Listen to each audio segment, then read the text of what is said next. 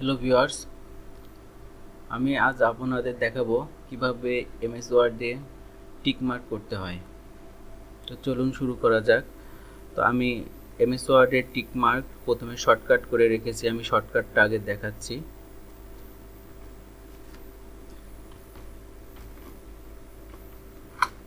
Tick mark আপনারা এভাবে কিভাবে শর্টকাট করবেন তা আমি শেষের দিকে বলবো।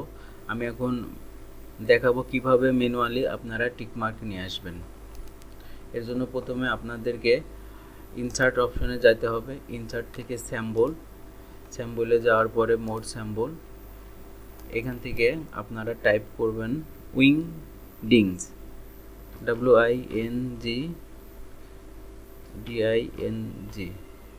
উইন্ডিংস লিখে এন্টার দিলে এরকম একটা চার্ট আসবে। এই চার্টের শেষের দিকে আপনারা বিভিন্ন ধরনের টিক মার্ক পাবেন। ক্রস, টিক, বক্সের মধ্যে ক্রস, বক্সের মধ্যে টিক। এটা এখন ধরেন আমি এই টিক মার্কটা ইনসার্ট করব।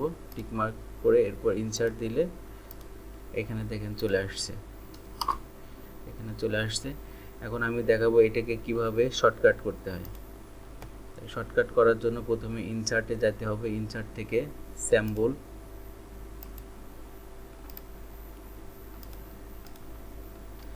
স্যাম্বলে যাওয়ার পরে মোর স্যাম্বল,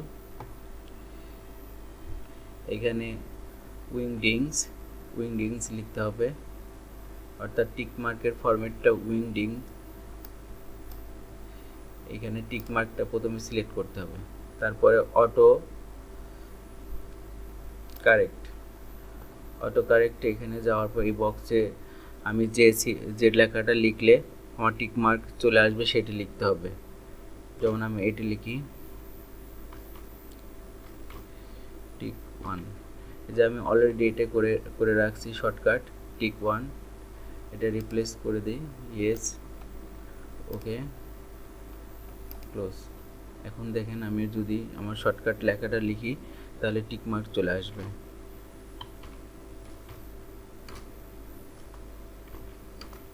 টিক মার্ক চলে আসবে। একইভাবে আপনারা আরও যে সকল স্যাম্বল আছে এগুলি শর্টকাট করে নিতে পারেন।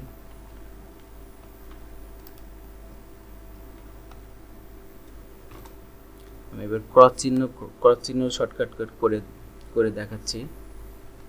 ইনসার্ট থেকে স্যাম্বল, মোর স্যাম্বল, উইংডিংস, WING উইংডিংস, এটি লিখতে হবে। এটা মনে রাখতে হবে, এটা খুঁজে পাওয়া যায় না, খুব ঝামেলা হয় আর সবসময় মনেও থাকে না। এটা ধরেন আমি এখন ক্রস চিহ্নটার শর্টকাট করব, এই জন্য ক্রস চিহ্নটার উপর সিলেক্ট করব। এরপর অ্যাড অটো কারেক্ট, এখানে আমি শর্টকাট সিম্বল টাইপ করব।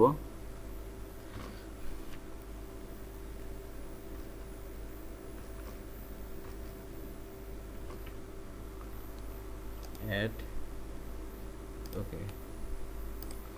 এখন দেখেন আমি লিখলে ওটা চলে আসবে।